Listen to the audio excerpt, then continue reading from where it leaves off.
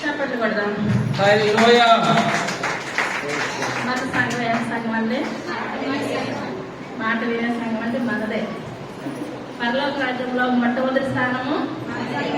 చప్పట్లు కొడదాం. ఎందుకంటే ప్రతి విషయంలో కూడా నమ్మకంగా మనము ఉండాలి, జీవించాలి. పోయిన ఆదివారం మనం చెప్పుకున్న వాక్యం ఎండిని ఎముకలు చిగురించదు. ఎండిని ఎముకలు అనగా ఇశ్రాయేలు ప్రజలు. ఎన్ని సంవత్సరాలు అయింది?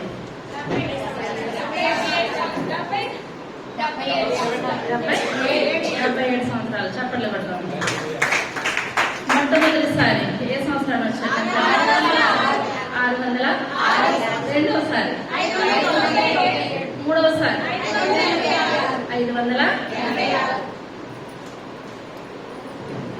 ఈ యొక్క దినాన్ని మనం చెప్పుకునే వాక్యం నిర్గమాకాండము 17వ అధ్యాయము 8వ వచనం. రెఫీదీములో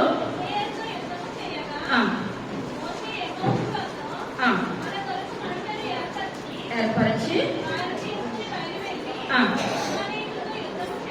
అమాలేకీయులతో యుద్ధము చేయము.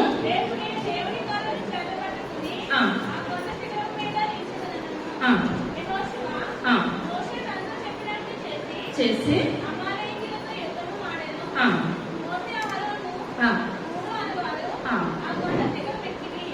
చిన్న ప్రార్థన చేస్తాం.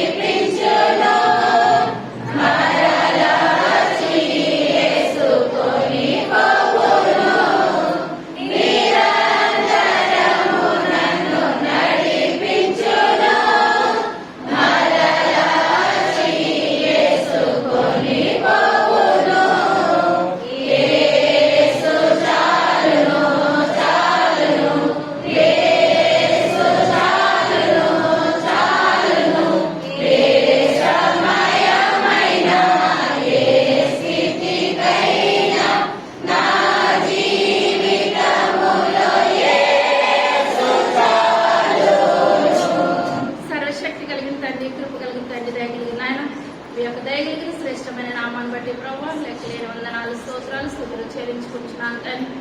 అయా 6 దినాలు ప్రభా కష్టపడమన్నారు నాయన. 7వ దినాన్ని విశ్రాంతి దినము ప్రభావ.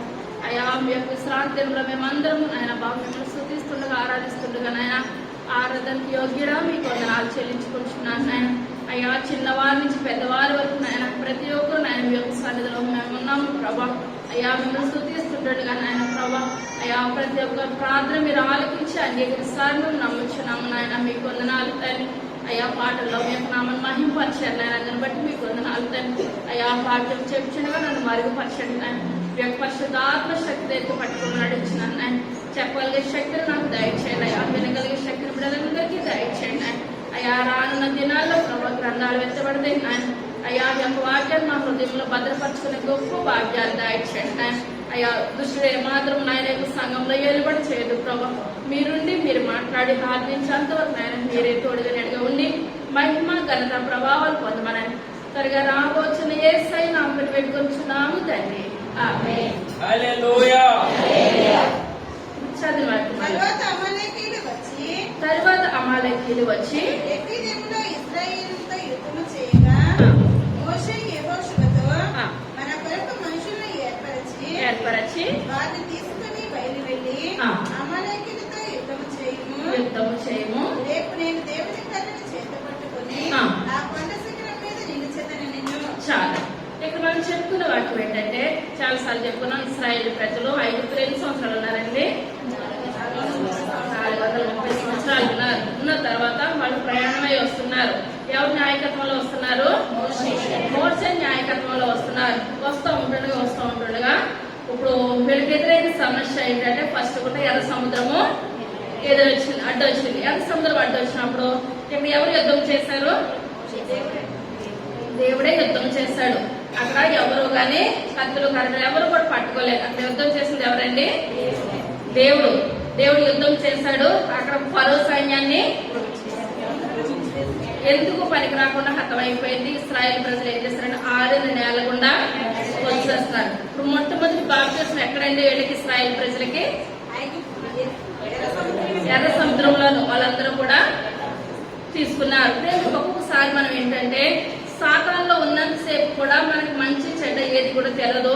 మనము మార్పు చెంది దేవుని సన్నిధిలోకి వచ్చిన తర్వాత మొట్టమొదటిగా మనం చేసేది ఏంటంటే బాప్తిస్మం ఇస్తున్నాక పాపానికి విడిచిపెట్టేస్తాం. పాపము దరిదాపుకు మనం రానము. పాపం దరిదాపుకు రానున్నప్పుడు అప్పుడు సాతాను బహుగా శోధిస్తూ ఉంటది అనమాట. నువ్వు అలాగుంటే మంచిగా ఉంటది కదా, నువ్వు ఇలాగుంటే ఏమాత్రం కూడా మంచిగా ఉండదు. ఇలాగ ఏం చేస్తుంది అంటే సాతాను మనకు బహుగా శ్రమ పెడుతుంది. మనం ఏం చేయాలంటే దుష్టుని ఎదిరించేంత ప్రార్థన శక్తి మనకి కావాలి. కానీ మళ్ళీ దుష్టు కొంతమంది ఏం చేస్తారంటే అమ్మో అలా ఉంటేనే మంచిదని మళ్ళీ ఏం చేస్తారని వెనక చూసేస్తారు. ఆ యొక్క లోతు భార్య వెనక చూసినట్టు వెనక చూస్తారు. మనం వెనక చూడదు. ప్రతి విషయంలోనూ కూడా ఆ యొక్క చివరికి ఆ యోబుకి ఎన్ని శ్రమలు పడినా చివరికి ఎవరు గెలిచారండి? యోబే గెలిచాడు. మన దేవుని నామాన్ని మహిమపరచాలి కానీ దుష్టుని ఏమాత్రం కూడా గెలవకూడదు. ఎన్ని శ్రమలు వచ్చినా ఎన్ని కష్టాలు వచ్చినా ప్రభా నాయన తట్టుకునే శక్తిని నాకు దయచేయండి ఆయన మనం ఏం చేయాలి? ప్రార్థన చేయాలి. ఇప్పుడు ఎర్ర సముద్రం అయిపోయింది, వస్తూ ఉన్నారు. వస్తూ ఉంటుంది అప్పటి వరకు కూడా శత్రువులు లేరు. ఇప్పుడు మొట్టమొదటి శత్రువు వీళ్ళకి ఎదురొచ్చేస్తుంది అనమాట. మొట్టమొదటి శత్రువు ఎవరండి? వీళ్ళకి అమాలేకీయులు అనమాట. అమాలేకీయులకు బంధువులే కాదా? శత్రువు బంధువా? బంధువా కాదా? అమాలేకీయులకి ఏమవుతారు? ఇశ్రాయేలీలకి బంధువులే. మనకు కూడా బంధువులే శత్రువులు అయిపోతారు. ఏమవుతారు? బంధువులే శత్రువులు అయిపోతారు. ఇప్పుడు మొట్టమొదటిది శత్రువు ఎవరండి? అమాలేకీయులు. ఇప్పుడు అమాలేకీయులు అడ్డుగా వచ్చేస్తున్నారు. అమాలేకీయులు అడ్డుగా వచ్చేస్తుంటే ఇప్పుడు మోషే ప్రార్థన చేస్తుంటే ఇప్పుడు దేవుడు ఏం చేస్తున్నారు? ప్రతిసారి కూడా మనం చిన్నపిల్లలు ఉన్నాము. చిన్నపిల్లలకు మనం ఏం చేయాలి? చిన్నప్పుడు సిడ్లక్కని అయ్యి పెట్టాలి, ఎదిగిపోయింది ఆహారం పెట్టడం. ఆహారం పెట్టిన తర్వాత లైఫ్ లాంగ్ పెట్టగలుగుతుందా ఏ తల్లైనా? కొంతవరకే ఏంటంటే 1 సంవత్సరం 2 సంవత్సరాల తర్వాత ఎంత తింటే అంత తిను, మిగిలింది పక్కకెట్టే. ఇక్కడ కూడా దేవుడు మొట్టమొదటి యుద్ధం చేశాడు. తర్వాత ప్రతి యుద్ధం కూడా ఆయన చేయలేదు. ఏం చేయాలి? మీరు చెయ్యండి, నేను మీకు ఏం చేస్తాను? తోడై ఉంటాను. అంటే యుద్ధం ఇప్పుడు ఎవరు చేయాలి? ఇశ్రాయేల్ ప్రజలు చేయాలి. కానీ దేవుని యొక్క కాపుదల వాళ్ళ మీద ఉంటుంది. ఇప్పుడు ఇక్కడ చూసినట్లయితే అమాలేకీయులు వచ్చేస్తున్నారు వీళ్ళని ఓడించడానికి. ఎటు అప్పుడు పాలు పొందట్లేదు. అప్పుడు యుద్ధాలు ఎవరి మీద కూడా చేయలేదు. ఇప్పుడు మొట్టమొదటి యుద్ధం జరుగుతుందన్నమాట. ఆయన మొట్టమొదటి యుద్ధం జరుగుతుంటే మోషే గారు ప్రార్థించినప్పుడు మోషే గారు మాట్లాడుతారనమాట. ఏమని? ఆ కొండ శిఖరం మీదకి నువ్వు ఎక్కి చేతిని చాపినప్పుడు ఎందుకు ఎవరు యుద్ధం చేస్తారో యెహోషువ కత్తి పట్టుకుంటాడు. మోషే గారు ఏం చేయాలి?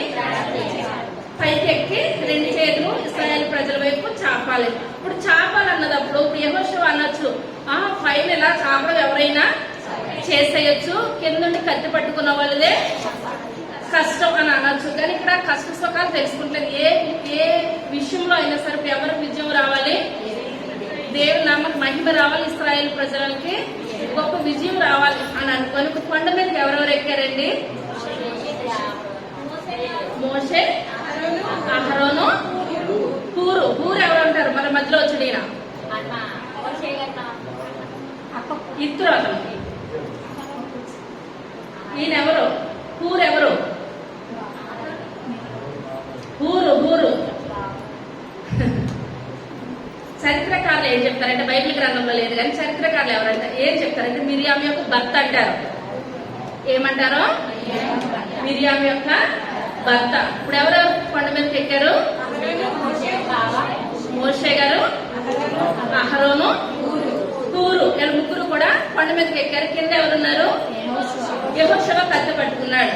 కత్తి పట్టుకుండగా ఇప్పుడు ఇక్కడ ఉన్నారు మన సంఘంలో వాక్యం చెప్తా ఉంటుండగా 1 సంవత్సరం కింద చెప్పింది కూడా అడిగినా మీరు చెప్పగలిగే కృప దేవుడు మీకు అనుగ్రహించడంతో జ్ఞానాన్ని అనుగ్రహించాడు మీకు చెప్తున్నారు.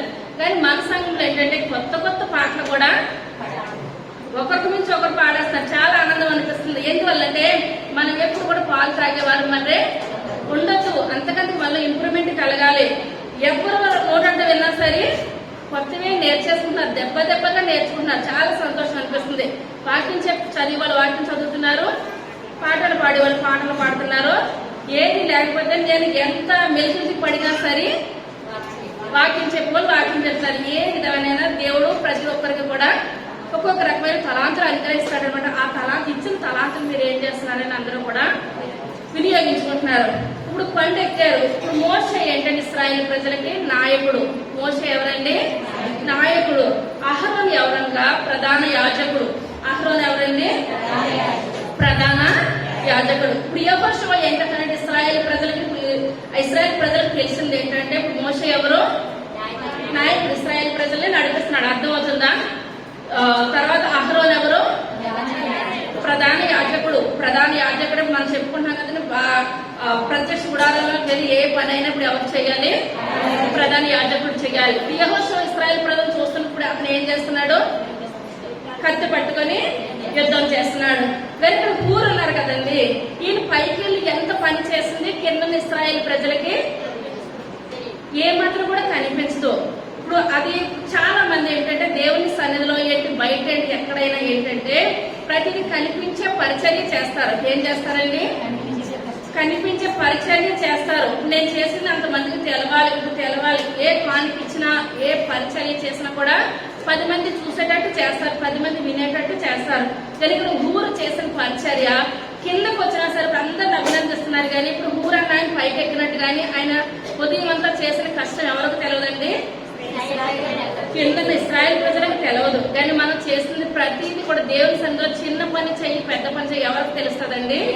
దేవునికి తెలుస్తుంది. మన దేవుడు చూస్తున్నాడని మనం ఎవరు చూసినా చూడకపోయినా ఆయన మీరు చూస్తే చాలు అన్న పరిచర్య చెయ్యాలి. ఇప్పుడు అటువంటి పరిచర్య ఇప్పుడు ఎవరు చేస్తారండి? ఊరు చేశారు. ఇప్పుడు యుద్ధం అంతా చేస్తున్నారు. ఇప్పుడు మోషే గారి కొండెక్కి ఆ 2 చేతులు పైకి చాచినప్పుడు ఇశ్రాయేల్ ప్రజలు ఏం చేస్తున్నారండి? గెలుస్తున్నారు. ఎప్పుడైతే చేతులు నొప్పి పట్టి ఆయన చెయ్యి దించారనుకోండి ఇశ్రాయేల్ ప్రజలు ఏం చేస్తున్నారు? ఓడిపోతున్నారు. అమాలేకీయులు గెలుస్తున్నారు. ఈ యొక్క విషయం గమనించింది ఎవరు? ఊరు అహరోను ఇద్దరు కూడా గమనించి అయ్యో ఈయన రోజంతా ఇలా నించోవాలంటే చాలా కష్టం అని ఒక రాయి పట్టుకొని వచ్చి ఎవరికి వేస్తారండి? మోషే గారికి వేస్తారు. మోషే గారికి వేస్తే ఆయన్ని ఆ రాయి మీద కూర్చోమని అన్నారు. ఈ చేతికి ఇటువైపు ఒకరు అటువైపు ఒకరు అహరోను ఇద్దరు కూడా ఇప్పుడు ఏం చేస్తున్నారని దీని వల్ల కూడా సపోర్ట్ ఇచ్చారనమాట. ఎందువల్ల ప్రతి విషయంలోని సంఘం కూడా ప్రతి దాంట్లో కూడా మనం ఏం చేయాలి? సపోర్ట్ ఇవ్వాలి. మనం ఇవ్వకపోతే మన ప్లేస్ లో దేవుడు వేరే వాళ్ళని ఏర్పరుస్తారు. ఇక్కడ కూడా ఇద్దరు కూడా సపోర్ట్ ఇచ్చారు, మంచిగా చేశారు. ఆ కిందకు వచ్చిన తర్వాత అందరూ కూడా మోషే గారిని అభినందిస్తున్నారంట, అహరోన్ గారిని అభినందిస్తున్నారు. ఇప్పుడు ఎవరిని అభినందిస్తలేదు? ఇప్పుడు ఊరు చేసిన విషయము ఎవరికి కూడా తెలియదని నేను ఏమాత్రం బాధపడలేదంటండి. గుడారంలోకి వెళ్ళి ప్రార్థన చేస్తున్నాడు. ప్రభువా నాకు ఒక స్థానాన్ని ఇచ్చావు నాయన. ఆ ఇచ్చిన స్థానాన్ని నేను ఏం చేశాను? సద్వినియోగం చేసుకున్నాను, నేను నిలవబెట్టుకున్నాను. అందుకని మీకు వందనాలు. ఈ యొక్క చేసిన పని కంటండి ఆయన అహరోను 1000 తరాలు ఆశీర్వదించాడంటే దేవుడు. ఊరిని ఎన్ని తరాలండి? 1000 తరాలు. మనం ఏదైనా సరే దేవుని సన్నిధిలో ప్రతి చేసిన పనికి కూడా దేవుడు ఎన్ని తరాలు ఆశీర్వదిస్తాడు? 1000 తరాలు ఆశీర్వదిస్తాడు. ఎవరిని కూడా దేవుడు విడిచిపెట్టే దేవుడు అయితే ఎంత మాత్రం కూడా కానే కాదు. కానీ యుద్ధం ఎవరి ద్వారా జరిగించాడండి దేవుడు? మోషే అహరోను ఊరు కింద యెహోషువ. తర్వాత చదువుకున్నాం. ఇశ్రాయేలీయులు గెలిచిరి.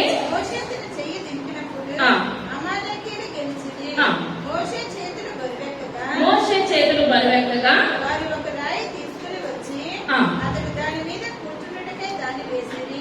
అహరోను ఊరులు ఒకడు ఈ ప్రక్కను ఒకడు ఆ ప్రక్కను అతని చేతులను ఆదుకొనగా అతని చేతులు సూర్యుడు అస్తమించే వరకు నిలకడగా ఉండెను. అట్లు యెహోషువ కత్తివాడి చేత అమాలేకు రాజును అతని జనులను గెలిచెను. అప్పుడు యెహోవా మోషేతో నిట్లనెను, నేను అమాలేకుల పేరు ఆకాశపు క్రింద నిండకుండా బొత్తిగా విడిచివేయుదును గనుక జ్ఞాపకార్థముగా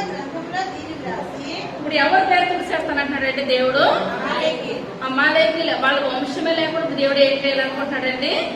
తుడిచిపెట్టేయాలి, నిర్మూలన చేశారు. ఎవరెవరితో చెప్తున్నారు? దేవుడు మోషేతో చెప్తున్నాడు.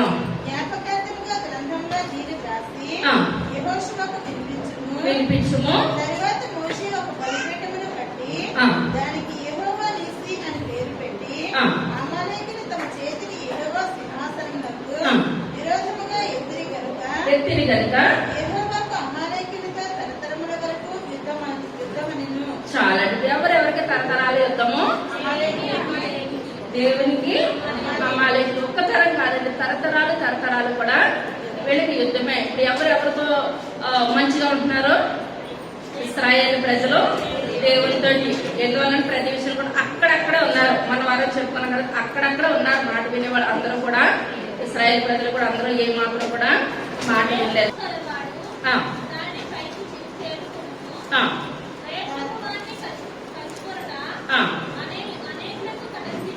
అనేకులకు తటస్థించను. చాలండి. ఇక్కడ ఈయన రాస్తే ఏంటంటే నమ్మకస్తులు కావాలంటే ఎవరికి? దేవునికి నమ్మకస్తులు కావాలి. నమ్మకంగా పనిచేసేవారు కావాలి. నమ్మకంగా ఎవరు పనిచేస్తారని మనం చెప్పుకున్న వాక్యంలో మోషే అహరోను ఎలాగైనా చేస్తారు, కానీ ఇప్పుడు నమ్మకంగా ఎవరు పనిచేస్తారండి? ఏ ఒక్క గుర్తింపు లేకపోయినా, ఆయన చేసే పని ఎవరు చూడకపోయినా ఇప్పుడు నమ్మకంగా ఎవరు పనిచేస్తారు? ఊరు పనిచేస్తారు అనమాట. మనం ప్రతి విషయంలో కూడా నమ్మకస్తులు కావాలి. నమ్మకస్తులు కావాలనగా ఇప్పుడు ముగ్గురిని కన్నా తల్లిదండ్రుల పేరు ఏం పేరండి? చప్పట్లు కొడతాం. దేవుడు మన బిడ్డలను కూడా ఆశీర్వదించాలంటే, కన్నా బిడ్డలందరూ కూడా దీవించబడాలంటే వాళ్ళ తల్లిదండ్రులుగా చాలా ప్రార్థన ఉండాలి. ఏముండాలండి?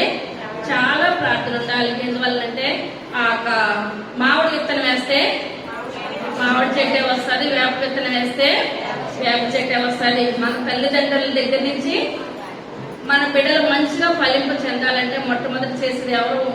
ఎక్కువగా ప్రార్థన చేయాలంటే తల్లిదండ్రులు గంటల కొద్ది కన్నీరు కారిస్తే ఆ ప్రార్థన బిడ్డలకి ఆశీర్వాదకరము, దీవెనకరము. ఆ ఒక్కరోజు 2 రోజులు కాదు, ఈ తరాల వరకు కూడా దేవుడు మన బిడ్డలు ఏం చేస్తాడో దీవిస్తాడు, ఆశీర్వదిస్తాడు. అదే విధంగా ఆదికాండము 36వ అధ్యాయము 9వ వచనం.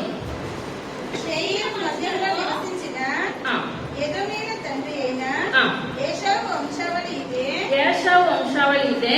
ఏశావు కుమారుల పేర్లు ఇవే.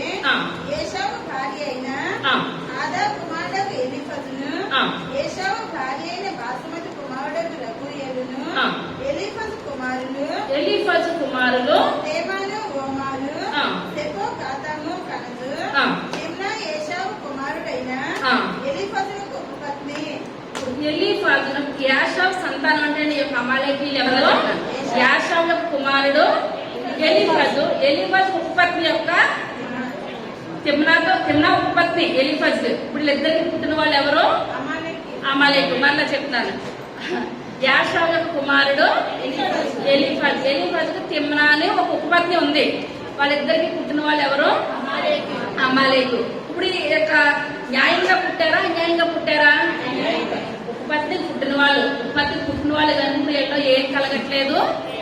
దేవుని ప్రేమ గాని, దేవుని దయ గాని ఏమాత్రం కూడా కలగట్లేదు. ఉపపత్ని యొక్క కుమారులు ఎప్పుడు పిల్లల తరాలందరూ కూడా ఇప్పుడు ఇశ్రాయేలీకి మొట్టమొదటి నుంచి కూడా వీళ్ళు శత్రువులే. ఇశ్రాయేల్ ప్రజలు వస్తూ ఉంటుండగా కూడా ఐగుప్తు నుంచి ఏమాత్రం మేము దారుము, మా ముందు నడవడానికి మీకు ఏమాత్రం కూడా అధికారం లేదు, అది ఇదని మొట్టమొదటి నుంచి కూడా బాధలో పెడతానే వచ్చారనమాట. అప్పుడు ఈ సంతానం ఎవరి సంతానము? ఏశావు సంతానం అనమాట. ఏమాత్రం కూడా ఆశీర్వాదం లేదు, ఏది కూడా లేదు. మనకి లోకంలో అంటండి ముగ్గురు ఉంటారంటండి మనకి, మనతో పోరాడేవాడు. మొట్టమొదటి ఏంటంటే లోకం అంటండి, రెండవది సాతాను, మూడవది శరీరము. మొట్టమొదటిది ఏంటి? లోకము, రెండవది సాతాను, మూడవది శరీరము. మనం లోకాన్ని జయించేస్తామంట, సాతాన్ని జయించేస్తామంట, శరీరాన్ని జయించలేము. ఇప్పుడు ఇంత ఘనత పొందిన ఆ యొక్క దావీదు ఎందులో పడిపోయాడండి? శరీరం భయంకరమైనది అనమాట. మనం ఎందులోనూ అవకాశం ఇవ్వకపోతే సాతానికి ఎందులో దొరికేస్తామండి?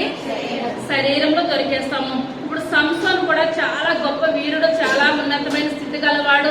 ఆ యొక్క తల్లిదండ్రులు గర్భం పడక మునిపే దేవదూత వచ్చి నీకు బిడ్డలు ఇస్తానని చెప్పింది. ఆ యొక్క దేవదూత కనుక పాత్ర మొదలు ఎవరని చెప్పానండి? దేవుడే. ఆ దేవుడు మాట్లాడినప్పుడు ఆ యొక్క సంసోన్ తోటి అన్నారు, దేవుడు అన్నాడు ఏమని, నీ కుమారుడికి క్షౌరము చేయించొద్దు అని చెప్పారు. చేయించొద్దు అని చెప్పిన తల్లిదండ్రులు చేయించారా? చేయించలేదు. ప్రతి విషయంలో కూడా ఫిలిస్తీన్ల సర్దారులు ఎంత మంది వచ్చినప్పటికీ కూడా ప్రతిని ఏం చేస్తున్నాడు? ఒక్క దెబ్బతోటి చేసేస్తున్నాడు. అంటే అతను లోకాన్ని జయిస్తున్నాడు, సాతాన్ని జయిస్తున్నాడు. శరీర విషయంలో ఇప్పుడు ఏం చేస్తాడండి? ఆ యొక్క దెలీలా దగ్గర తన యొక్క జీవితాన్నే కోల్పోయాడు అనమాట. ప్రతి విషయంలో కూడా మనం పరిచయం చేసుకోవాలి. ప్రభా, నేను సాతాన్ని జయిస్తున్నానయ్యా, లోకాన్ని జయిస్తున్నాను, నేను ఏం జయించాలి? శరీరాన్ని కూడా జయించే గొప్ప కృపను నాకు దయచేయండి ప్రభా. మనం ఏం చేయాలండి? అనుదినం ప్రతి విషయంలో కూడా మనం ప్రార్థన చేయాలి. ఇప్పుడు మొట్టమొదటి శత్రువు ఎవరు? ఇప్పుడు శరీరానుసారంగా వచ్చాడు ఈ అమాలేకి. ఎలాగ వచ్చాడండి? ఇప్పుడు భార్యకి పుట్టిన సంతానమా? ఉపపత్నికి పుట్టిన సంతానం. ఎందువల్ల దేవుడికి విరుద్ధం ఉన్న సంతానం కనుక ఇక్కడ ప్రతి విషయంలోనూ కూడా ఎవరికి విరుద్ధం అండి? దేవునికి ప్రతి విషయంలోనూ కూడా విరుద్ధమే. ఇప్పుడు ఇలా మొట్టమొదటి శత్రువు ఎవరు? అమాలేకి అనమాట. ఇప్పుడు ఈ యొక్క అమాలేకిని ఆది కాండంలో ఇప్పుడు మోషే గారు, నిర్మాకాండంలో మోషే గారికి చెప్పినట్టు ప్రతి విషయంలోనూ కూడా అమాలేకిని చంపాలి దేవుడు ఇదే చెప్తున్నాడు. కానీ ఇశ్రాయేల్ ప్రజలు ఏం చేస్తున్నారంటే ప్రతి ఒక్కరు కూడా చంపకుండా ఏం చేస్తున్నారండి? అమాలేకిని విడిచిపెట్టేస్తున్నారు. అది మొదటి సమూయేలు రాసిన పత్రిక 15వ అధ్యాయం మొట్టమొదటి వచనం. పిలిచి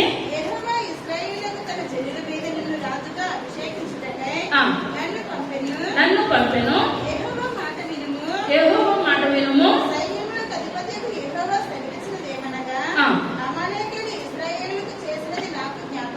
నాకు జ్ఞాపకమే.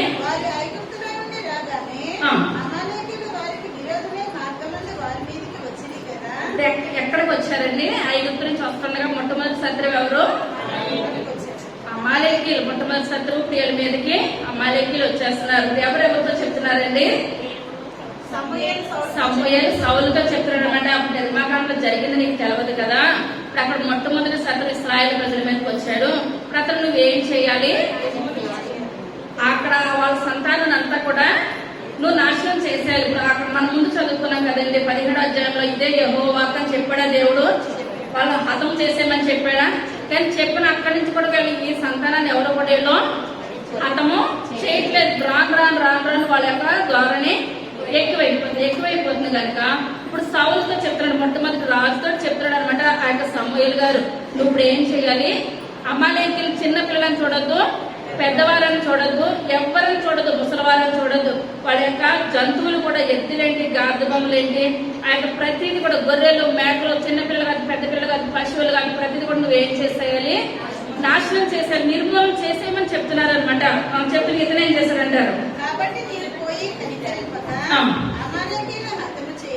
హతము చేయించు,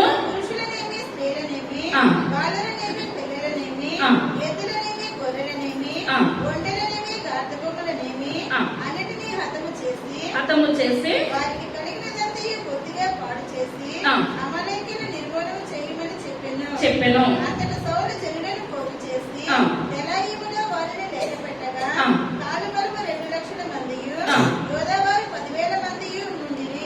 అప్పుడు సౌలు అమాలేకీయుల పట్టణంలో ఒకదానికి వచ్చి లోయలో పొంచి ఉండి ఇశ్రాయేలు ఐగుప్తులో నుండి వచ్చినప్పుడు మీరు వారికి ఉపకారం చేస్తారు కనుక అమాలేకీయులతో కూడా నేను మిమ్మల్ని నాశనము చేయకున్నట్లు మీరు వారిలో నుండి బయలుదేరిపోవాలని కేనీయులకు వర్తమానము పంపగా కేనీయులు అమాలేకీయులలో నుండి వెళ్లిపోయి.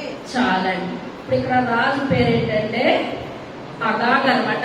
ఇప్పుడు ఇక్కడ ఏం చెప్తున్నాడు? సమూయేలు ఏదైతే చెప్తే దానికి విరుద్ధంగా నాకు ఇలా చెప్పారు, కానీ నేను మిమ్మల్ని ఏం చేస్తున్నాను? వదిలేస్తున్నాను. ఇదేమన్నా మంచి పని అంటారా? ఇప్పుడు గార్ధబొమ్మలు పోయినాయి అని వచ్చిన అతన్ని సమూయేలు ద్వారానే కదండి దేవుడు ఇప్పుడు ఏం చేస్తాడు, అభిషేకం చేస్తాడు. దేవుడు ఎందుకు పనికిరానివాడంటే ఆ యొక్క సౌలుని ఇశ్రాయేలు ప్రజలకి మొట్టమొదటి రాజు కింద చేశాడు. దాని నుంచి బెయేర్షెబా వరకు కూడా అతను పరిపాలన చేశాడు. ఇప్పుడు అతను ఇప్పుడు ఏం చేస్తున్నాడండి, ఎవరైతే ఇప్పుడు సమూయేలు అంతా చెప్పాడంటారా, ఐగుప్తు నుంచి వస్తుండగా మొట్టమొదటి శత్రువు వాళ్ళే అమాలేకిని బట్టి ఇశ్రాయేలు ప్రజలు అంతకంతకు ఇప్పుడు విగ్రహారాధన చేయడం ఏంటి, ప్రతి విషయంలోనూ కూడా వాళ్ళు ఏం చేస్తున్నారండి, పాడు చేస్తున్నారు అనమాట. ఇప్పుడు గిన్నెడు పాల్లో చిన్న నిమ్మకాయ చిన్నది పిండితే ఇరిగిపోతాయి అనమాట. ఇశ్రాయేల్ ప్రజలు ప్రతి విషయంలోనూ కూడా ఆ చెడ్డగా నడిపించేది ఎవరు, అమాలేకుల మాట వినకపోవడం, విగ్రహారాధన పాపమేంటి, ప్రతిదీ కూడా ఇప్పుడు ఏం చేస్తున్నారంటే సరైన విధానంలోనూ ఏమాత్రం కూడా నడవనట్లేదు కనుక ఇప్పుడు అక్కడ సమూయేలు అన్నాడు సౌలుతో, అగాగన్న రాజును కూడా నువ్వు చంపేసే, దేవుడు నీకు తోడై ఉన్నాడు, నీకు ఎవరు కూడా అడ్డురారు అని చెప్తే ఇప్పుడు రాజును చంపలేదు, ఆ యొక్క మంచి గార్ధబాలని ఉంచేసుకున్నాడు, ఎందుకు పనికిరానికి చంపేసినప్పుడు ఇప్పుడు 3 రోజులు అయింది సమూయేలు గారు అక్కడికి రాలేదు కదా అని అనుకుంటున్నారు అనమాట. అప్పుడు సమూయేలు వచ్చినప్పుడు నేను అన్నది ఏంటి, నువ్వు చేసింది ఏంటంటే నేను చేసేసానంటే మరి నాకు వినబడుచున్న ఆ రంకెలు నాకు వినబడుతున్నాయి కదా అని చెప్పినప్పుడు అప్పుడు సమూయేలు గారు అంటారు దేవుడు నిన్ను రాజు కింద తీసివేశాడు. ఎందువల్లంటే ప్రతి విషయంలోనూ కూడా మాట వినుట శ్రేష్టం. మనం ఏది చేసినా ప్రతి విషయంలో చిన్న దాంట్లోనండి పెద్ద దాంట్లోనండి నమ్మకంగా ఉండాలి. మనం చెప్తున్న వాటికి నమ్మకంగా ఎవరున్నారండి, ఊరు ఏ గుర్తింపు పొందకపోయినా సరే నాకు పలానా చేశారన్నది ఎవరికి తెలవకపోయినా ఇశ్రాయేలు ప్రజలు అభినందించాలి కదండి, కానీ ఒక్కరు కూడా ఆయన ఏం చేయలేదు, అభినందించకపోయినప్పుడు కూడా ఆయన ఎలా చేశారని ప్రతి విషయంలో కూడా నమ్మకంగా పనిచేసిన నమ్మకమైన వాళ్ళకి మెండైన దీవెనలు. తర్వాత చూస్తున్నట్లయితే మొదటి తిమోతి రాసిన పత్రిక 2వ అధ్యాయము 8వ వచనం.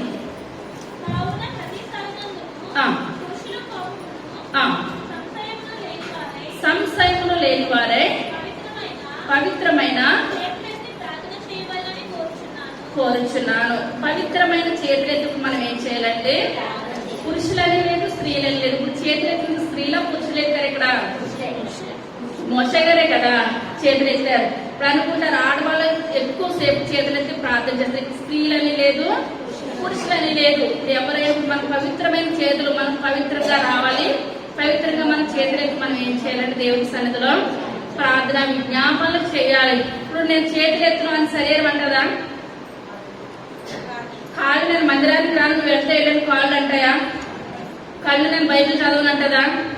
ఇప్పుడు మన ప్రతి ఒక్క అవయవం ఇప్పుడు ఏం చేయాలంటే, ఇప్పుడు సంఘంలో ఉన్న మనందరం కూడా దేవునికి ఉపయోగపడాలి.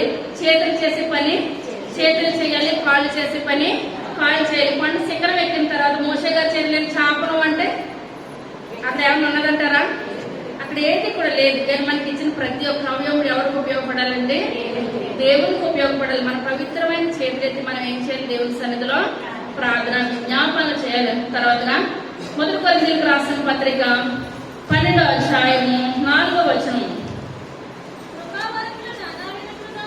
కృపావరములు నానా విధములుగా ఉన్నవి, ఆత్మ ఒక్కడే, పరిచర్లు ఎలా ఉన్నాయంటండి, నానా విధములుగా ఉన్నవి, ప్రభు ఒక్కడే,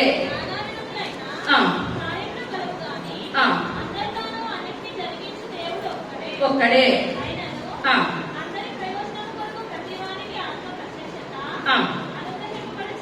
అనుగ్రహించబడుచున్నది,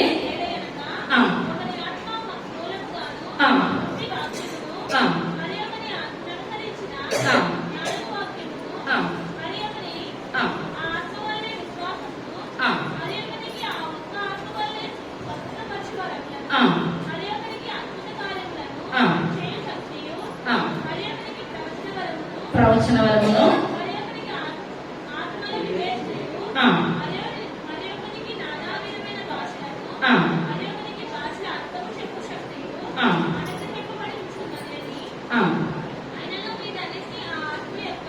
చాలండి. ఎందుకంటే కూడా మీరు ఇంటికి వెళ్ళి చదువుకోండి. ఇప్పుడు ప్రతి విషయంలో కూడా ఇప్పుడు ఏంటంటే తలాంతులు ఇచ్చేది ఎవరండి, దేవాది దేవుడే. కొంతమందికి భాష అర్థం చెప్పి ఒక తలాంత ఇస్తాడు, కొంతమందికి భాషలు మాట్లాడే శక్తిని దేవుడు ఇస్తాడు, కొంతమందికి దర్శన వరం ఇస్తాడు, కొంతమందికి ప్రవచన వరం. ఏది ఇచ్చినా కూడా ఇచ్చింది ఎవరండి?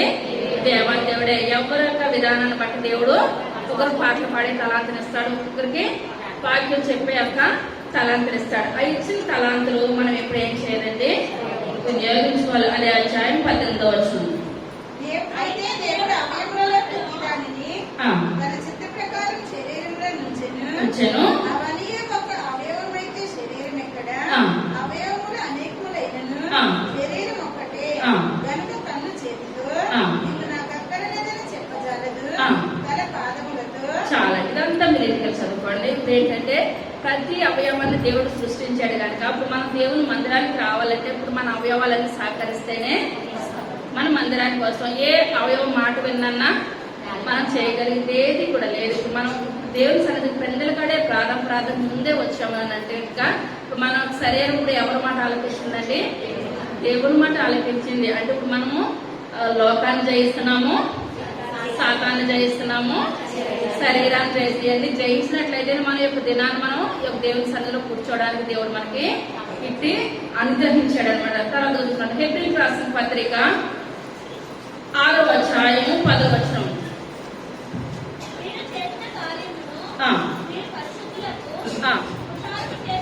ఉపచారం చేసి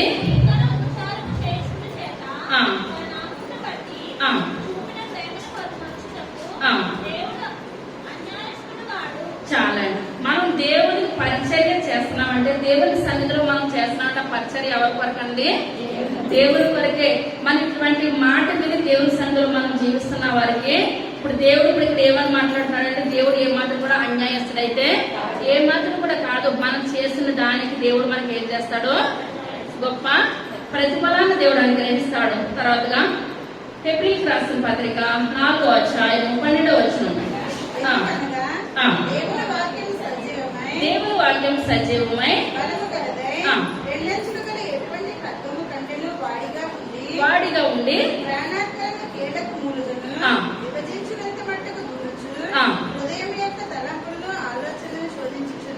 చాలా దేవుని వాక్యం ఎలా ఉంటుందంట? సజీవమై బలము కలదై రెండంచులుగా ఖడ్గం అన్నమాట. ఒక పక్కన ఏం చేస్తుంది అంటే ఒక పక్కన సరి చేస్తుంది, ఒక పక్కన బుద్ధి చెప్తాడు, ఒక పక్కన సరి చేస్తుంది. సరి చేస్తుంది బుద్ధి చెప్తాను రెండంచులుగా ఖడ్గం అనగా ఒకవైపు మనకు ప్రార్థన ఉండాలి, ఒకవైపు మనకి ఏముండాలంటే దేవుని యొక్క వాక్యం ఉండాలి. ఇప్పుడు రెండు సమానంగా ఉండాలి. కొంతమంది నేను ప్రార్థన ఏం చేస్తాను, వాక్యం చదువుతాను, వాక్యమే చదువుతాను, ప్రార్థన కాదండి. మనకి రెండు ఇప్పుడు ఏముండాలి? రెండంచులుగా ఖడ్గము వాక్యం ఎంత ఉన్నదో మనలో ప్రార్థనా జీవితం కూడా అంతే ఉంది. ఇప్పుడు మన వాక్యంలోకి వెళ్ళిపోదాం. నిర్గమకాండము 24వ అధ్యాయము మొట్టమొదటి వచనం. నీవును అహరోనును పెద్దలలో సాగిలపడుడే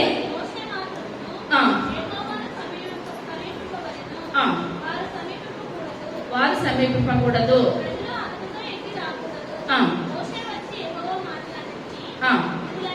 విధులన్నిటినీ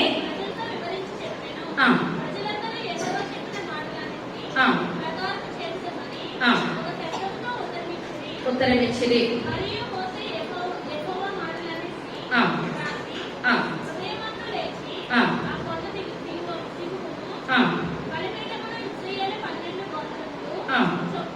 చొప్పున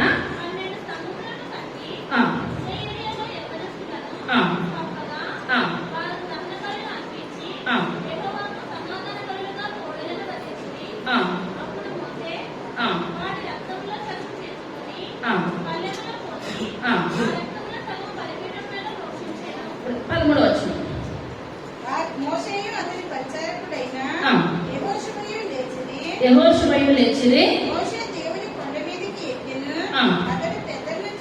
పెద్దలను చూచి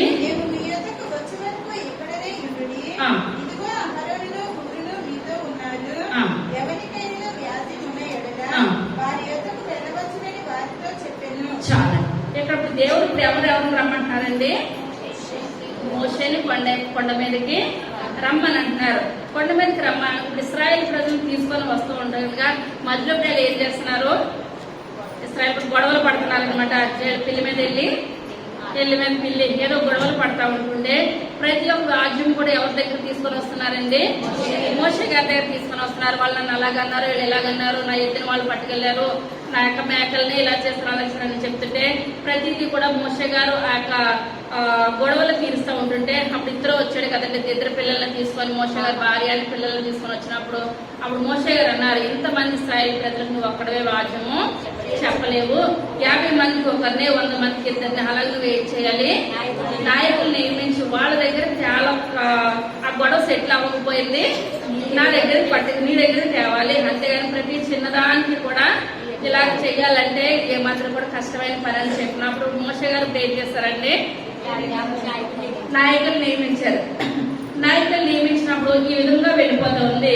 ఈ విధంగా వెళుతూ ఉండగా అప్పటి వరకు కూడా వీళ్ళకి దేవుడు మోషే గారితో మాట్లాడుతుంటే మోషే గారు ఇశ్రాయేలు ప్రజలకి చెప్తూ ఉన్నారు, బోధిస్తూ ఉండగా ఈ రకంగా కాదు, మీకు నేనేం చేయాలంటే 10 ఆజ్ఞలు నేను ఇస్తాను. మోషే నువ్వు ఇప్పుడు ఏం చేయాలి? 40 దినాలు కొండ మీదకి నా దగ్గరికి రమ్మని చెప్పినప్పుడు ఇప్పుడు ఇశ్రాయేల్ ప్రజలు కూడా ఆ యొక్క 70 మంది ఆ మాటను ఆలకించినప్పుడు మోషే గారు వెళ్తా కూడా ఇప్పుడు జనాలందరూ చూస్తూ ఉంటుండగా ఇప్పుడు ఏమన్నారంటే మోషే గారు ఇంతవరకు కూడా ప్రతి ఒక్క గొడవ ప్రతి ఒక్క రాజ్యం నా దగ్గర పట్టుకొని వచ్చారు కదా, ఇక నుంచి ఎవరున్నారు నాయకుడిగా?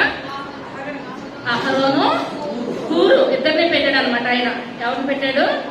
అహరోను హూరు. ఇప్పుడు ఇదే మాట మోషే గారు చెప్పకుండా ఏసై రమ్మన్నారు కదా నేను వెళ్ళిపోయారు అనుకోండి, అహరోను గారు వచ్చి హూరు గారు వచ్చి రండి మీ దగ్గర గొడవ ఉందో నా దగ్గర పట్టుకురండి అంటే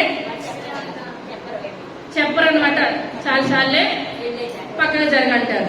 కానీ ఇప్పుడు మోషే గారు చెప్పారనమాట, నేను కొండ మీదకి దేవుడు నన్ను రమ్మన్నాడు కనుక నేను వెళ్తున్నాను కనుక మీకు ఏ గొడవ వచ్చినా ఏ వ్యాజ్యం వచ్చినప్పుడు ఎవరి దగ్గరికి వెళ్ళాలి? ఊరి దగ్గరికి వెళ్ళాలి, అహరోను దగ్గరికి వెళ్ళాలి. మోషే గారు చెప్పినప్పుడు ఇశ్రాయేల్ ప్రజలు వింటారంటారా? వింటారు. ఈ విధంగా అందరూ వినేటప్పుడు ఏం చేస్తారంటే మోషే గారు అది మాట చెప్పి ఆ యొక్క పలకలో పట్టుకొని రావడానికి దేవునితో 40 పగలు 40 రాత్రులు సినాయి కొండ మీద ఉండడానికని మోషే గారు ఇప్పుడు ఆరోహణము అయిపోయారనమాట. దేవుని యొక్క కొండకి వెళ్ళిపోయారనమాట. కొండకు వెళ్ళిపోయినప్పుడు ఇక్కడ ఏదైనా గొడవ వస్తున్నప్పుడు ఎవరి దగ్గరకు వస్తున్నారు? ఇశ్రాయేల్ ప్రజలు అహరోను దగ్గరికి ఊరు దగ్గరికి వస్తున్నారు. ఈ విధంగా వస్తూ ఉండగా ఎందువల్లంటే ఆ యొక్క మోషే గారికి ఉన్నంత ఓపిక ఎవరికి లేదండి. ఎందువల్లంటే మన ఇశ్రాయేల్ ప్రజలు అప్పటి నుంచి ఇప్పటి వరకు కూడా మాట వినలేని ప్రజలు ఇశ్రాయేల్ ప్రజలు. అప్పటికే వింటారు, అప్పటికే మర్చిపోతారు, అప్పటికే వింటారు, అప్పటికే మర్చిపోతారు. ఇప్పుడు దేవునికి ప్రతి విషయంలోనూ కూడా ఇప్పుడు సమరయ స్త్రీనన్నా దేవుడు క్షమించాడు, పాపాత్మరాలన్న స్త్రీనన్నా క్షమించాడు. దేని క్షమించట్లేదండి దేవుడు? విగ్రహారాధన ఏమాత్రం కూడా క్షమించట్లేదు. కనుక ఏ ఒక్క విగ్రహారాధన దేవుడు క్షమించట్లేదు, ఏ ఒక్క విగ్రహారాధన అయితే దేవుడు వద్దనుకుంటున్నాడు. ఇశ్రాయేల్ ప్రజలకు ఎందు మీద మొక్కవండి? ఆ యొక్క విగ్రహారాధన మీద ఏది వద్దంటే అదే చేస్తారు. ఒక ఊర్లోనంటండి ఒక యవనస్తుడు ఉన్నాడు. ఆ యవనస్తుడు ఒక ఆయన దగ్గర పని చేస్తూ ఉంటుండగా అతను చెప్తున్నాడు తన యజమానుడు, నువ్వు లేచి అది చేయాలి ఇది చేయాలి ఆ పనులు చెప్తూ ఉంటుంటే అనుకుంటాడంటే ఇతను పని చేస్తాను. దేవుడు ఆది కాలంలో ఆదాముని అవని ఏ పని చేయొద్దు, ఈ చెట్ల ఫలాలు తిని మంచిగా ఆడుకోమని చెప్తే ఆదాము ఏమాత్రం కూడా మాట ఆలోచించలేదు. ఏది తినొద్దంటే ఆ పండే తినేసినందుకు తెల్లారైతే ఇప్పుడు నా యజమానికి ఏం చేస్తున్నాను? అడ్డమైన చాకరీ చేస్తున్నాను. నన్నే దేవుడు గుర్తించుకొని ఆదాము మీద నన్ను గుర్తిస్తే నేను ఏం చేతును? మాట వినేద్దును. ఆదాము కాబట్టి వెళ్ళలేదు, నేనైతే మాట వినేద్దును అని అనుకున్నాడు. ఎప్పుడు ఇదే ఏ పని చేసినా కూడా ఆదాము మాట వెళ్ళలేదు, నేను కష్టపడుతున్నాను, ఆదాము మాట వెళ్ళలేదు, నేను కష్టపడుతున్నాను, ఇదే అంటున్నాడంటే. ఇదే అంటాడుగా ఒక రోజు అక్కడ యజమానుడు ఏం చేస్తాడంటే, ఇంకో నేను బయటికి వెళ్తున్నాను, తాళం చేతులన్నీ ఇచ్చాడంటండి అతనికి పనివాడికి. నేను బయటికి వెళ్తున్నాను, నేను వచ్చేంతవరకు కూడా 2 గదులు తాళాలని నీకు ఇచ్చాను, ఇది ఒక గదే, నువ్వు తలుపు తీయొద్దు, ప్రతిదీ కూడా తుడిసి నువ్వు మంచిగా క్లీన్ చెయ్యి అని చెప్పి తాళాలు ఆ గది తాళం కూడా ఇచ్చేసాడు. కానీ నువ్వేం చెయ్యొద్దు, అది తీయొద్దు అని చెప్పి వెళ్ళిపోయాడు యజమానులు. అసలు ఏం చేస్తాడు ఆనందని? యజమానుడు కారు ఎలా వెళ్ళలేదు, ఇతను ఏం చేశాడంటే చేయొద్దంటే అదే చేస్తే అందులో పౌరాన్ని పెట్టడానికి యజమానుడు అదేం చేస్తుంటే తుర్రుని ఎగిరిపోయింది. అదేం చేస్తుందండి, ఎగిరిపోయిన తర్వాత చూడాలి, అమ్మో నా యజమానుడు వచ్చేస్తాడేమో, ఇప్పుడు ఎక్కడికి ఎగిరిపోయింది, ఇప్పుడు అదే నేను ఎక్కడి నుంచి పట్టుకురావాలి అనుకున్న సమయంలో ఒక 5 నిమిషాలు కూడా కాలేదు. మళ్ళీ యజమానుడు ఏం చేశాడంటే వెనక్కి వచ్చేసేసాడంటే ఏది చెయ్యొద్దంటే అదే చేశాడు. అప్పుడు అనుకుంటున్నాడు, అయ్యా మీరు తీయొద్దంటే నేను ఏం చేస్తాను, నా కన్ను ఇటువైపు వెళ్ళింది. నేను ఇంతకాలం కూడా ఆదాం నేను ఏమనుకుంటున్నాను, ఆదాం చేసిన మాకు నేను భరిస్తున్నాను ఆదామని కొన్ని రోజులన్నా మాట విన్నాడు కానీ నేను ఏం చేయలేదు. ఒక 5 నిమిషాలు కూడా నీ మాట నేను ఏమాత్రం కూడా నేను వినలేదు నాయన అనుకొని అప్పుడు పశ్చాత్తాపం పడ్డాడంటే. కానీ ఇక్కడ ఇశ్రాయేలు ప్రజలు కూడా ఇప్పుడు దేవుడు అక్కడ విగ్రహారాధన చెయ్యొద్దు అని అంటే ఇప్పుడు ఏం చేస్తున్నారు, ఆ విగ్రహారాధన ఎప్పుడైతే మోషే గారు ఆ కొండ మీదకి వెళ్ళిపోయారో 1 రోజు చూసారు, 2 రోజులు చూసారు, 3 రోజులు చూసారు, ఇంక మోషే గారు రావట్లేదు. మోషే అన్న ఆయన ఇంకా రాలేక ఆయన అయిపోయాడు. ఇప్పుడు మాకు ఇప్పుడు ఏం చేయాలంటే ఒక దూడను మాకు చెయ్యాలి. ఇప్పుడు ఆ దూడకు మేము ఏం చేస్తాము, విగ్రహారాధన చేస్తాము అని మాట్లాడుతూ ఉంటుండగా ఇప్పుడు ఏంటంటే కొన్ని మాటలు చరిత్ర గ్రంథాల్లో ఉన్నాయి కానీ బైబిల్లో రాయబడి లేదు. ఇప్పుడు ఊరన్న ఆయన అంటాడంటే ఇశ్రాయేలు ప్రజలను అడ్డుకొని ఏమంటాడంటే దేవుడు ఏదైనా క్షమించాడు కానీ విగ్రహాలను ఏమాత్రం కూడా క్షమించలేదు కదా, విగ్రహాలను ఏమాత్రం కూడా మంచిది కాదు. మోషే గారు దేవుని యొక్క పర్వతం మీదకి వెళ్ళారు, కొండ దగ్గరికి వెళ్ళారు, మోషే గారు మన దగ్గరికి వస్తారని చెప్తా ఉంటుంటే ఇశ్రాయేల్ ప్రజలు అందరూ కలిసి ఎవరిని చంపేస్తారంటే ఊరిని చంపేస్తారంటే ఏం చేస్తారు, ఊరిని చంపేసేసారు. ఈయన ఉన్నంతసేపు కూడా మనకి ఏముండదు, విగ్రహారాధన ఎంత మాత్రం కూడా మనకు ఉండదు. విగ్రహారాధన లేకపోతే మన జీవితాలకి ఇంకా అర్థం లేదు, మాకు విగ్రహారాధనే కావాలని ఊరిని చంపేస్తారంట. ఎప్పుడైతే ఊరిని చంపేస్తారో ఇప్పుడు ఎవరు మిగిలారు, అహరోను ఒక్కరే మిగిలిపోయారు కనుక ఇప్పుడు ఈయన ఏమంటాడంటే వాళ్ళు ఇప్పుడు దూడం చేసేయమంటే అదే 32వ అధ్యాయం నిర్మాకాండము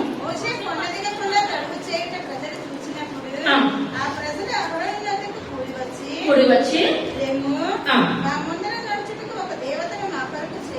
చేయము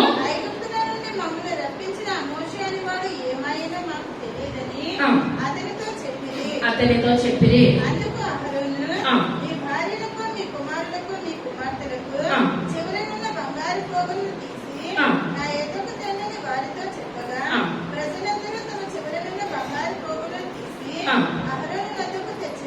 అహరోను వద్దకు తెచ్చిరి. అతడు వారి యొక్క వాటిని తీసుకుని పొగలతో రూపమును ఏర్పరిచి దానిని పోసిన దూడగా చేసెను. అప్పుడు వారు, ఓ ఇశ్రాయేలు, ఐగుప్తు దేశంలో నుండి నిన్ను రక్షించిన నీ దేవుడు ఇదే అనిరి. అహరోను అది చూచి దాని ఎదుట ఒక బలిపీఠము కట్టించెను. మరియు అహరోను రేపు యెహోవాకు పండుగ జరుగునని చాటింపగా మరునాడు వారు ఉదయంలో లేచి దహన బలులను సమాధాన బలులను నర్పించిరి. అప్పుడు జనులు తినుటకును త్రాగుటకును కూర్చుని ఆడుటకు లేచిరి. కాగా యెహోవా మోషేతో ఇట్లనెను, నీకు దిగి వెళ్ళుము, ఐగుప్తు దేశము నుండి నీకు రప్పించిన నీ ప్రజలు చెడిపోయిరి. నేను వారికి నియమించిన త్రోవ నుండి త్వరగా తొలగిపోయి తమ కొరకు పోతపోసిన దూడను చేసుకుని దానికి సాగిన పడి బలి అర్పించి, పోయి ఇశ్రాయేలు, ఐగుప్తు దేశము నుండి నిన్ను రప్పించిన నీ దేవుడు ఇదే అని చెప్పుకొని రనిను. చాలా ఇప్పుడు ఏమంటున్నారండి, ఇప్పుడు ఇక్కడ ఎవరు మిగిలారు, 32 వచ్చేటప్పటికి అహరోను ఒక్కరే మిగిలారు. ఊరన్న ఆయన చనిపోయారు అనమాట. చనిపోయినప్పుడు అహరోను ఇప్పుడు ఏం చేస్తారండి, మీ దగ్గర చెవులున్న బంగారం పోయి చెవులు ముక్కులు ముదిరి అన్ని కూడా నా దగ్గర పట్టుకొని వస్తే నేను దూడని చేస్తానని చెప్పినప్పుడు ఇప్పుడు ఈయన ఏం చేస్తారండి, అందరూ ఇశ్రాయేలు ప్రజలు ప్రతి దానికి కూడా సిద్ధమే, ప్రార్థనకు సిద్ధం కాదు కానీ దేనికైనా కూడా సిద్ధమే. వాళ్ళ దగ్గర ఉన్న బంగారం అంతా కూడా పట్టుకొని వచ్చినప్పుడు దూడను చేసేసారు. ఆ యొక్క దూడను చేసేసినప్పుడు వీళ్ళు అంటున్నారు, ఐగుప్తు నుంచి తీసుకొచ్చిన దేవుడు ఇప్పుడు ఎర్ర సముద్రాన్ని పాయలుగా చేసిన నీ దూడ అంటారా, కానీ దేవుడు చేసిన కార్యాలు వాళ్ళు వెంటనే కూడా అప్పటికే స్తుతిస్తున్నారు, అప్పటికే మర్చిపోతున్నారు, అప్పటికే స్తుతిస్తున్నారు దేవుణ్ణి, అప్పటికే మర్చిపోతున్నారు. అక్కడ మర్చిపోయిన ఆ స్థితిలో దేవుని పండుగ చేసుకోవాలంటే వీళ్ళు ఏం చేస్తున్నారు, తింటున్నారు, తాగుతున్నారు, రకరకాలుగా జీవిస్తూ ఉన్నారు. ఆ యొక్క జీవిస్తున్న సమయంలో మోషే గారు అనుకుంటున్నారు, నేను ఇద్దరు పెద్దల్నే అక్కడ నియమించి నేను కొండ ఎక్కాను కదా, నేను వెళ్ళినప్పుడు వాళ్ళు ఇప్పుడు ఏం చేస్తారు, మంచిగా దేవుని స్తుతిస్తారు, ఆరాధిస్తారని అనుకుంటున్నారు. కానీ ఇదంతా కూడా ఎవరు చూస్తున్నారండి?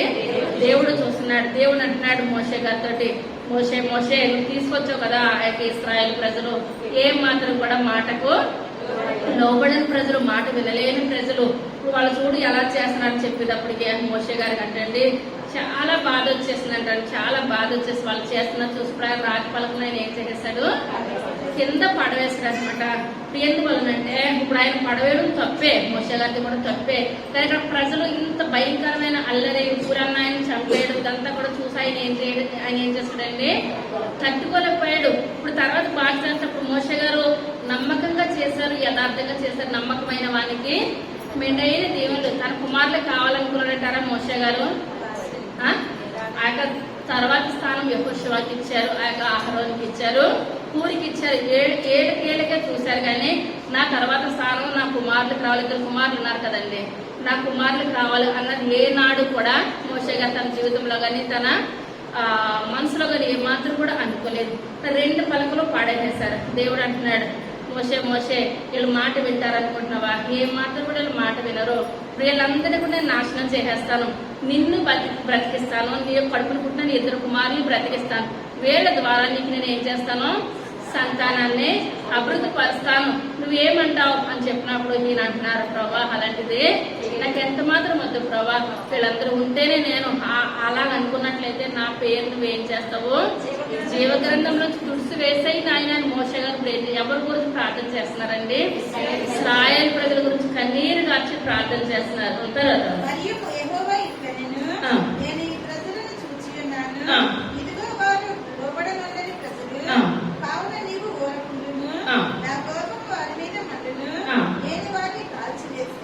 నిన్ను గొప్ప జన్మగా చేస్తుందని మోషేతో చెప్పగా మోషే తన దేవుడైన యెహోవాను బ్రతిమాలుకొని యెహోవా నీవు మహాశక్తి వల్ల బాహుబలము వలన ఐగుప్తు దేశంలో నుండి రప్పించిన నీ ప్రజల మీద నీ కోపం మండలేదా? ఆయన కొండలలో వారిని చంపునట్లును భూమి మీద నుండి వారిని నశింప చేయునట్లును కీడుకొనికి వారిని తీసుకుని పోయినని ఐగుప్తీయులు ఎలా చెప్పుకొనవలెను? చాలా ఐగుప్తీయులందరూ కూడా ఈ దేవుడు ఏమయ్యాడు, ఐగుప్తులు మంచిగా తింటున్నారు ఉంటున్నారు కదా, వాళ్ళు తీసుకెళ్లి చంపడానికి తీసుకెళ్ళవని అంటారు ప్రభా. ఇది ఏమాత్రం కూడా ఇదే అధ్యాయం 31వ వచనం. దేవుడు అప్పుడు మోషే యెహోవా యొద్దకు తిరిగి వెళ్ళి అయ్యో ఈ ప్రజలు గొప్ప పాపము చేసిరి, వారి బంగారు దేవతను తమ కొరకు చేసుకొని అయ్యో నీకు వారి పాపమును ఒకవేళ పరిహరించుతివా, దేని ఎడల నీకు రాసిన నీ గ్రంథములో నుండి నా పేరు తుడిచివేయమని బతిమాలుకొనుచున్నాను నేను. చాలా మోషే గారు అంటున్నారు ఆయన ఇశ్రాయేలు ప్రజలు ఏమాత్రం కూడా నువ్వు పాపం ఉంచొద్దు ప్రభా, ఒక్కసారి నువ్వేం చేస్తావో కనికరించిన ఆయన కృప చూపించండి ప్రభా, నన్ను ఒక్కరిని మీరు ఆశీర్వదిస్తే నా పేరు ఏం చేస్తారో జీవ గ్రంథంలో నుంచి గుర్చి వేసేయండి నాయన. మోషే గారి కన్నీరు కార్చి ప్రార్థన చేసినప్పుడు మరలా దేవుడు అంటాడు మరలా 2 రాగి పలకలు సిద్ధం చేసుకుని మరలా నువ్వు నేను చూపించే ప్రదేశానికి దూరా. ఇప్పుడు మనం ఏంటంటే ఒక్కొక్కసారి పాపము చేయకూడదు, కనుక ఒకసారి మనం ఏంటంటే పాపపు తలంపులు పాపపు ఆలోచనలు ఏదైనా వచ్చినప్పుడు మనం ఏం చేయాలి ప్రభా, ఇంకేం మాత్రం కూడా నేను ఆ స్థితిలో ఉండకుండా ఉండే కృపను నాకు దయచేయండి నాయన. ప్రార్థన చేసినప్పుడు దావీదు కూడా మనలాంటి మనుషుడే, కానీ పాపం చేసేస్తాడు. కానీ ఆయన ఏం చేస్తాడండి, పరుపు తేలియంత ఏడ్చాడు. దేవుడు ప్రతి విషయంలో మనం పశ్చాత్తాపం పడేవాళ్ళంటే దేవుడు ఎంతో ఇష్టం. మన అలా అంటే పాపం చేసేసి పశ్చాత్తాపం చేసి పాపం చేసి పశ్చాత్తాపం పడిపోవాలని కాదు, తెలవకు మనం పాపం చేసినప్పుడు పశ్చాత్తాపం పడాలి. కానీ తెలిసి మనం ఏం చేయకూడదు, ఏ పాపం కూడా చేయకూడదు. తెలిసి చేసేదానికి క్షమాపణ ఎంత మాత్రం కూడా లేదే లేదు. దావీదు నిమిషంలో చేశాడు, మళ్ళీ దావీదు పాపం చేశాడంటారా? ఇంకేమాత్రం కూడా చేయలేదు. ఇప్పుడు సంసోను అయిపోయింది, ఆ గుడి దగ్గర కూర్చొని ఆయన నాకు మళ్ళీ ఒక అవకాశాన్ని నాకు దయచేయండి ప్రభా, అందరు దేవుడు అవకాశాన్ని ఇచ్చాడంటారండి. అవకాశాన్ని ఇచ్చాడు కానీ ఆయుష్ని ఇవ్వలేదు. ఏం చేశాడండి దేవుడు, అవకాశాన్ని ఇచ్చాడు కానీ మళ్ళా ఆ బలము మళ్ళా శక్తి మళ్ళీ ఇచ్చేసాడా? ఆ గుడి ఒక్కసారి లాగాడు, ఒక్కరోజే 3000 మంది చనిపోయారు. అంతేగాని మళ్ళీ ఆయుష్ మళ్ళా బలం ఇంకొకటి ఇచ్చేసాడంటారా? ఏంటి కూడా ఇవ్వలేదు. నికోదేము అంటున్నాడు మళ్ళీ నేను బాప్తిసం మళ్ళీ నేను తిరిగి జన్మించాలంటే మళ్ళా 80 ఏళ్ల వయసు ఉన్నవాడు నేను మళ్ళీ తల్లి గర్భంలో నేను ప్రవేశించాలా అంటే దేవుడు అంటున్నాం నీటి మూలంగాను ఆత్మ మూలంగాను. మనం ఒకసారి నీటి మూలంగా బాప్తిసం తీసుకున్నాం, రెండోదిగా మనం ఏం చేయాలంటే ఆత్మ మూలంగా మనం సిద్ధపడాలి. ఒక్కొక్క మెట్టు పైకి ఎక్కాలి, కానీ ఒక మెట్టు ఎక్కి కిందకి జారిపోయి మళ్ళీ ఇంకొక మెట్టు ఎక్కి మనము కిందకి జారే స్థితిలో మనం ఎంత మాత్రం కూడా ఉండడానికి వీలు లేదు. ఎందువల్లంటే మానవులుగా మనలో ఏ తప్పుదం వచ్చిన ఆలోచన ద్వారా కానీ, చూపు ద్వారా కానీ, మన ప్రవర్తన ద్వారా కానీ వచ్చిన ఆయన నన్ను సరిచేయండి ప్రభా, ఈ యొక్క రక్తంతో నన్ను కడగండి ప్రభా. యెషయా పెదవులు కాల్చినట్టు నా పెదవులు కాల్చండి అయ్యా. నా అంతరంగంలో కానీ ఏ రకమైన పాపము నాలో ఏలుబడి చేయదు ప్రభా. మనం ఏం చేయాలండి? ప్రార్థన చేయాలి. తప్పని కుమారుడు కూడా పశ్చాత్తాపం పడ్డాడు కనుకనే దేవుడు ఇప్పుడు ఏం చేస్తాడండి? క్షమించాడు. మళ్ళీ వస్తారు, మళ్ళీ వెళ్ళాడు కుమారుడు. వెళ్ళలేదు, ఒక్కసారి ఆయన చేతుల్లోకి వెళ్ళిన మనం ఇప్పుడు ఏం చేయకూడదండి? పడిపోకూడదు. ఆయన మనం గట్టిగా నిలబడాలంటే మళ్ళీ అంతా ప్రార్థన ఉన్నట్లయితే దేవుడు మనల్ని ఎన్ని శ్రమలు వచ్చినా, ఎన్ని కష్టాలు వచ్చినా, ఎందువల్లంటే మానవులుగా మనకి కష్టాలు వస్తాయి.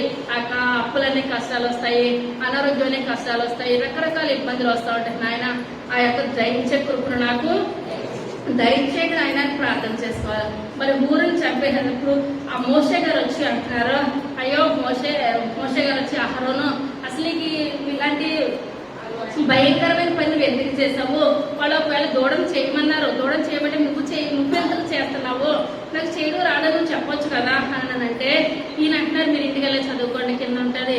ఆ ఊరిని చంపేసినట్టు నన్ను చంపేస్తారు. ఊరు వద్దన్నాడని ఊరిని చంపేస్తారు. ఇప్పుడు ఈయన కూడా నన్ను చంపేస్తారు ఏమో అనుకుని నేను ఏం చేసేస్తాను? నేను దూడం చేసేస్తాను. లేదా అంతకు మించి నేను దూడను ఏమాత్రం కూడా నేను చెయ్యను అని మోషే గారితో చెప్తున్నారు. ఇప్పుడు మనం ఏం చేయాలంటే వాళ్ళు అది చేశారని కాదు, కానీ ఇప్పుడు మనం ఏం చేయకూడదండి? ఏది ముట్టుకోకూడదు. మళ్ళీ ఇప్పుడు గణేష్ పండుగల దగ్గరకు వచ్చేస్తున్నాయి. ఎక్కడ వచ్చిన ప్రసాదాలే. ఒక్క పూట కూటి కొరకు జ్యేష్ఠతో నమ్మేసుకున్నాడు యాషావు. అలాంటి పులిహారికి దానికి దీనికి మనం ఏ మాత్రం కూడా మనం ఏం చేయొద్దండి? లోబడద్దని మనకి ఎట్టింది ఇంకొకరికి ఇవ్వకూడదు. అసలు మనం ముట్టుకోకూడదు. అది మనం ఏం చేయకూడదండి?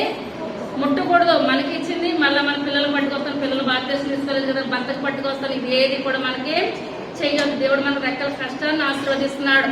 మనకి ఏది లేకపోయినా ఇంత నీళ్ళేసి ఉప్పేసుకుని తింటే సరిపోతుంది, కానీ ఏ విషయంలో కూడా మనం ఏం చేయొద్దంటే దేవునికి అవమానం తెచ్చే పనులు కానీ, బాధకరమైన పనులు కానీ మన జీవితంలో కానీ, మన బ్రతుకుల్లో కానీ ఏది చెయ్యొద్దు అని ఇక్కడ వీళ్ళు అనుకుంటున్నారు. అక్కడ ఊరిని చంపేశాం కదా, అతను పని అయిపోయిందని.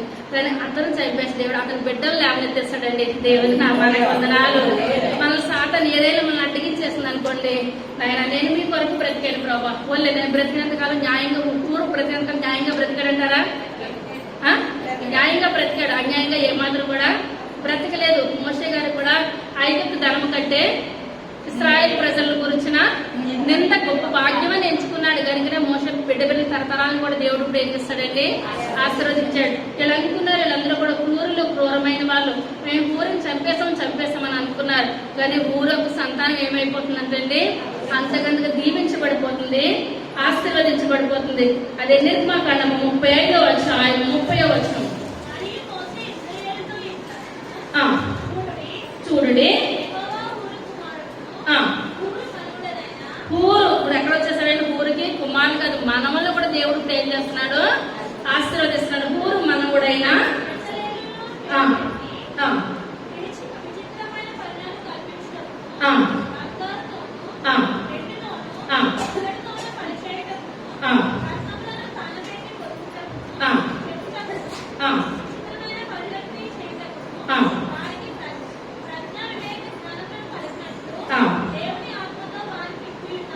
చాలా ఇప్పుడు ఏంటంటే వీళ్ళకి ఇప్పుడు తండ్రి మంచిగా బొమ్మలు వేస్తున్నాడు అనుకోండి, ప్రతిదీ పనిలో మంచిగా ఉన్నాడు, అది ఎవరికి వస్తుందండి? పిల్లలకు వస్తుంది. చాలా మంది నేర్చుకోలేని వాళ్ళకి పక్కన పెట్టేయండి. కానీ తండ్రి చెక్క పని చేస్తాడంటే ఆటోమేటిక్ గా అది అటు పట్టరా ఇది ఇటు పట్టరా అంటే ఆ వస్తువుల పేర్లు తెలుస్తాయి, వాళ్ళకి ప్రతిదీ కూడా తెలుస్తుంది. ఇప్పుడు ఏంటంటే ఊరు ఏ పనిలో నిపుణత కలిగిన వాడు బొమ్మల పని వచ్చు కనుకనే ఇప్పుడు ఇశ్రాయేల్ ప్రజలందరూ వచ్చి మాకు ఏం చేయాలి? బొమ్మను చేయమని అని అడిగారా లేదా? రాలేదు. నాకంటే తెలుసు బొమ్మను చేయండి, నేనేం చేస్తాను? నాకు వస్తుందంటారా? రాదు. కాసేపు ప్రార్థన చేయమంటే చేస్తాను, వాక్యం చెప్పమంటే చెప్తాను, ఈ రెండే చేయమంటే చేస్తాను. కానీ ఏదన్నా ఒకటి పట్టుకొచ్చింది, బంగారం పట్టుకొచ్చి బొమ్మను చేయమంటే నా వల్ల అవుతుందా? అవ్వదు. కానీ ఇప్పుడు ఊరికి ఏమొచ్చు? బొమ్మలు చేయడం వచ్చి దగ్గర మనవడికి ఏం పని వచ్చండి? బొమ్మలు చేస్తున్నాడు. దేవుని మందిరంలో ఆ దేవుని పనిలో ప్రతిదీ కూడా ఇప్పుడు ఏం చేస్తున్నారండి? పాడుపడుతున్నారు. విచిత్రమైన పనులు అంటే ఇప్పుడు తన యొక్క ఊరికి ఏమొచ్చండి? విచిత్రమైన పని వచ్చు కనుక చేయమనంటే ఇప్పుడు రాదనంటే సరిపోను, కానీ ఇతనికి ఏం తెలుసండి? చేయడం వచ్చు కనుక రాదన్నారని ఇప్పుడు అతను ఏం చేస్తారు? అర్థమవుతుందంటారా? ఇప్పుడు రాదు కాబట్టి ఎవరు ఏం చేయాలి? వచ్చి చెయ్యకపోతే మన పిల్లలు ఉంటారు, ఏదో పని చెప్తాము, రాదు కదా అనుకుంటూ వదిలేస్తాం. వచ్చి చేయగానంటే కోపం వచ్చేస్తారు, ఎందుకు చేయమని అనుకుని కొట్టాలనిపిస్తుంది. ఇక్కడ కూడా ఇతను ఊరన్నది వచ్చు కానీ దేవుని పని చేస్తాడు, కానీ విగ్రహాలు దూడలు చేసేసి పట్టుకురమ్మంటే పట్టుకురారు. అర్థమవుతుందంటారా? చేయలేదని ఇతను చంపేస్తారు. దెబ్బ ఇప్పుడు ఎవరు చేసేస్తారండి? అహరోన్ చేసేసారు. అనుకున్నారు ఇశ్రాయేలు ప్రజలు ఊరు సంగతి అయిపోయింది అని అనుకున్నారు. ఇప్పుడు తన మనవులు ఏ పని చేస్తున్నారండి? బొమ్మల పని. అది బొమ్మలు దేవుని కొరకు అలంకరిస్తున్నారు. అర్థమవుతుందా? విగ్రహారాధన బొమ్మలు కాదు, దేవుని కొరకు మందిర ఉపకరణం పనుల్లో వీళ్ళు ఏం చేస్తున్నారండి? వాడబడుతున్నారు. బెసలేలు వీళ్ళందరూ కూడా పూరి యొక్క మనవలు అనమాట. బిడ్డ తరతరాలు దేవుడు ఏం చేస్తున్నాడండి? దేవుడు మందిర పనిలో వాడుకుంటున్నాడు. కానీ ఊరు నన్ను చంపేస్తున్నారు కదా, నేను దేవుడు న్యాయంగా జీవించాను, వీళ్ళందరూ ఎలా చేస్తున్నాను బాధపడలేదు. కానీ నేను ఎంతకాలం బ్రతికాను అన్నది కాదు, కానీ బ్రతికినంత కాలము మీకు నమ్మకంగా పనిచేయాలి, యథార్థంగా పనిచేయాలని అనుకున్నాడు. నమ్మకంగా పనిచేస్తాడు కనుక ఊరి సంతానాన్ని 1000 తరాలు ఆశీర్వదించడానికి చివరిగా ద్వితీయోపదేశ కాండము 7వ అధ్యాయము 9వ వచనం. దేవుడనియు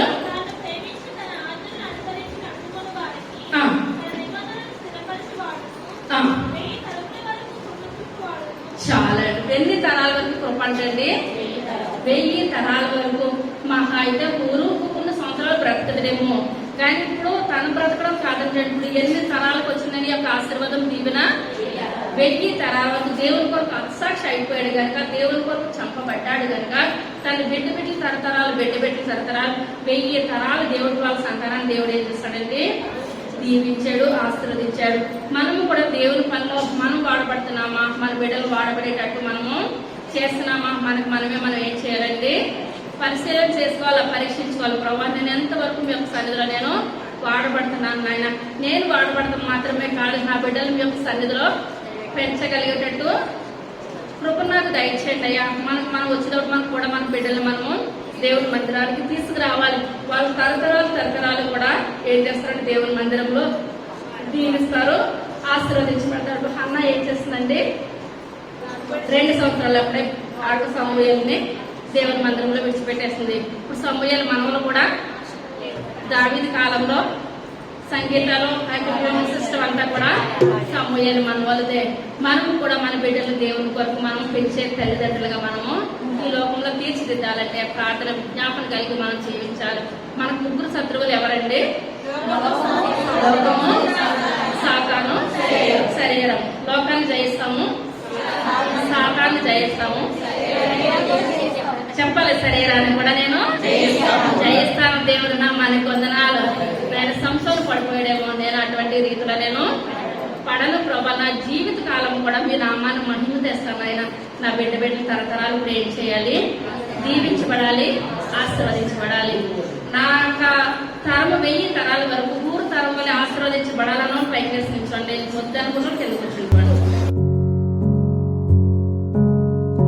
సర్వశక్తి కలిగిస్తండి, కృప కలిగిస్తండి, దయగలిగిన ఆయన మీ యొక్క దయగలిగిన శ్రేష్టమైన నామాన్ని బట్టి ప్రభా అయ్యా లెక్కలేని వందనాలు స్తోత్రాలు చెల్లించుకొచ్చున్నాను తండ్రి. అయ్యా ఊరు ప్రభా నాయన లోక ఆశల వైపు వెళ్ళలేదు నాయన. ఇశ్రాయేలు ప్రజలు ఏ గుర్తింపు కోరలేదు నాయన. అయ్యా నాయన ప్రభా నాయన మోషేకి చేతులు పట్టుకొని ప్రభా అయ్యా దినమేళ్ళు అక్కడ ఉన్నప్పటికీ నాయన ఒక్కరు కూడా తిరిగి వచ్చిన తర్వాత అయ్యా మీరు కూడా అక్కడ ఉన్నారంట కదా, ఏ గుర్తింపు కోరలేదు ప్రభా. అయ్యా మీరు చూశారు నాయన. అయ్యా చేసిన పనిని బట్టి ప్రభా 1000 తరాలు ఆశీర్వదించారు గొప్ప దేవుడు నాయన. మీకు వందనాలు చెల్లించుకొచ్చున్నాను తండ్రి. అయ్యా యొక్క సన్నిధిలో ప్రభావ మేము తెలిసే పరిచర్య కాదు నాయన, తెలవలేని పరిచర్య ఎంతో పరిచర్య ఉంటుంది. ఇప్పుడు ఆయన పరిచర్య మేము కొనసాగే గొప్ప భాగ్యాన్ని దయచేయండి. దీవెనకరమైన జీవితాలు మాకు దయచేయండి అయ్యా. ఆశీర్వాదకరమైన జీవితాలు మాకు దయచేయండి. ఆ మళ్ళీ ఎంతో గొప్ప శత్రువు ప్రభా ఇశ్రాయేల్ ప్రజలు మొట్టమొదటి శత్రువు అమాలేకీయుడు బాబు. అయ్యా వాళ్ళని ఎంతగానో ఎదిరించాలనుకున్నప్పుడు ఆయన మోషే చేతుల్లో మీరున్నారు ప్రభా. మీరు మోషే చేతులు దీవించారు, ఆయన ఆశీర్వదించారు సార్. అయ్యా నాలోని ఎంతగానో వాడబడ్డాడు ప్రభా. అయ్యా ఊరు నేను ఏ గుర్తింపు కోరలేదు ప్రభా.